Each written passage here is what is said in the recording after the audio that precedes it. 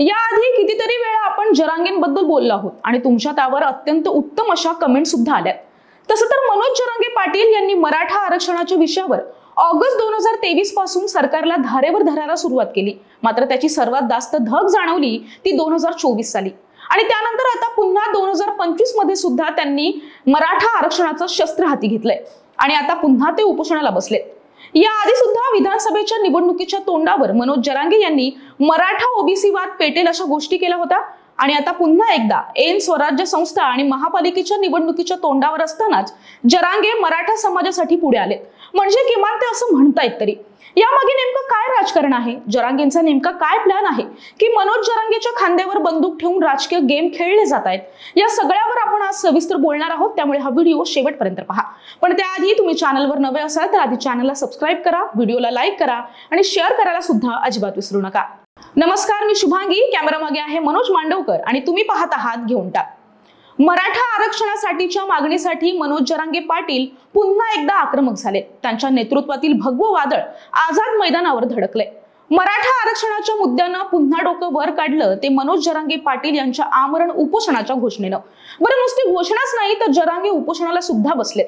आता गेले काही दिवस मुख्यमंत्री देवेंद्र फडणवीस यांची स्तुती करणारे जरांगे पुन्हा एकदा फडणवीसांविरोधात बोलणार आहेत। म्हणजे यांना आरक्षण फडणवीसच देणार आहेत, मात्र त्यासाठी सरकारला मदत नाही करायची तर सरकार विरोधात उपोषणाचं हत्यार उपसायचं।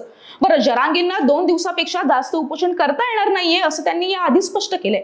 आता मात्र ते उपोषण अनिश्चित काळासाठी आहे असं ते म्हणतात। मराठा समाजाला सरसकट कुणबी प्रमाणपत्र मिळावं यासाठी आणि इतरही काही मागण्यांसाठी त्यांनी उपोषणाचं हत्यार पुन्हा एकदा त्यांच्या हाती घेतले। पुढे जाण्याआधी मनोज जरांगे यांच्या मागण्या मी थोडक्यात समजून सांगते। मनोज जरांगे यांची मागणी काय आहे? महाराष्ट्रातील मराठा समाज हा कुणबी आणि मराठा एकच आहे, म्हणून महाराष्ट्रातील मराठा समाजाला सरसकट कुणबी प्रमाणपत्र देण्यात यावे।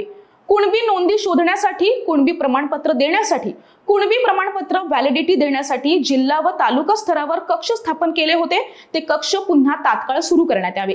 महाराष्ट्रातील मराठा समाज हा शेती करणारा वर्ग म्हणजेच कुणबी आहे। ओबीसी क्रमांक 83 वर कुणबी आहे आणि 2004 सालचा अध्यादेश आहे। मराठ्यांची पोटजात उपजात कुणबी आहे, म्हणून मराठा आणि कुणबी एकच आहे। हा सुधारित GR काढून मराठा समाजाला कुणबी प्रमाणपत्र द्यावे।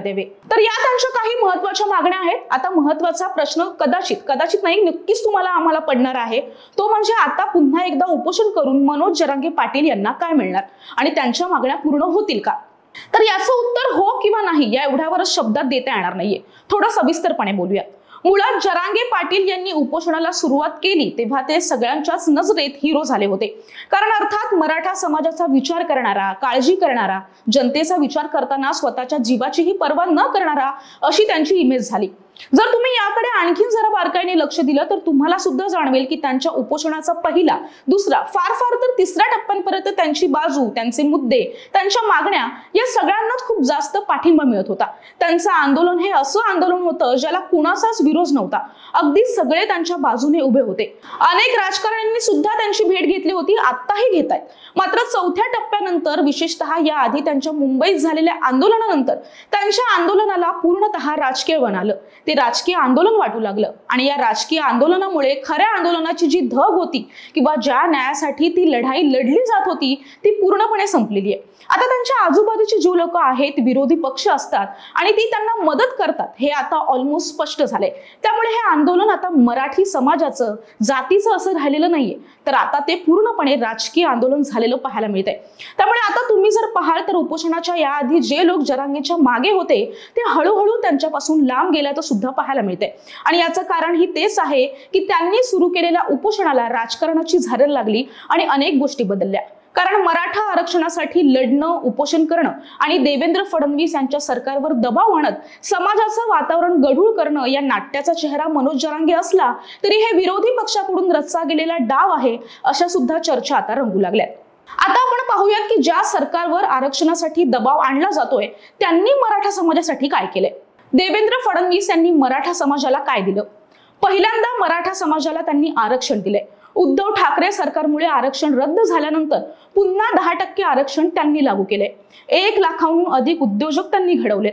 मराठा विद्यार्थ्यांसाठी शिष्यवृत्ती योजना त्यांनी सुरू केली आहे। मराठा समाजाच्या मुलांची शिक्षणाची आणि हॉस्टेलची व्यवस्था सुद्धा करण्यात आली आहे। मराठा समाजातील विद्यार्थ्यांच्या उत्कर्षासाठी सारथी संस्था स्थापना केली, ज्याचा हजारो विद्यार्थ्यांना सध्या लाभ मिळतोय।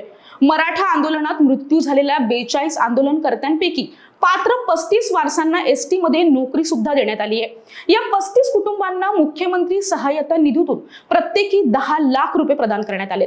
या फक्त मी काहीच गोष्टी तुम्हाला सांगितल्यात। मुळात सरकारनं मराठा समाजाला आधीच खूप काही राखून ठेवलेलं आहे।